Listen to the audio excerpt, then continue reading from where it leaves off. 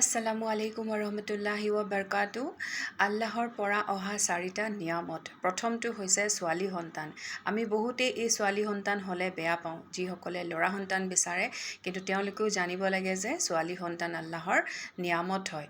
ছোৱালী সন্তান মানে ৰহমত আৰু বৰকতৰ প্ৰতীক হয়। ঘৰখনলৈ ৰহমত আৰু বৰকত বেছি বেছি আহে ছোৱালী সন্তান থকা ঘৰত। দ্বিতীয়তে হৈছে বৰষুণ। বৰষুণো হৈছে আল্লাহৰ নিয়ামত, বৰষুণো হৈছে ৰহমতৰ প্ৰতীক। তৃতীয়তে হৈছে আমাৰ যিবিলাক বেমাৰ আজাৰ, আমি সকলোৱে বেয়া পাওঁ বেমাৰ আজাৰ হ'লে, কিন্তু বেমাৰ আজাৰো হৈছে আল্লাহৰ নিয়ামত। আমাৰ যিমানেই বেছি বেছি বেমাৰ হয়, আমাৰ সিমানেই গুনাহ মাফ হয়। আৰু আমি দুনিয়াত যিমানখিনি কষ্ট পাওঁ, আখিৰতত আল্লাহে সিমানেই আমাক আৰামত ৰাখিব ইনশাআল্লাহ।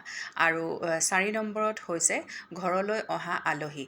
ঘৰলৈ অহা আলহীকো আমি বহুতে আমি বেয়া পাওঁ ঘৰলৈ আলহী আহিলে, কিন্তু ঘৰলৈ যে আলহী আহে সেয়াও হৈছে আল্লাহৰ নিয়ামত।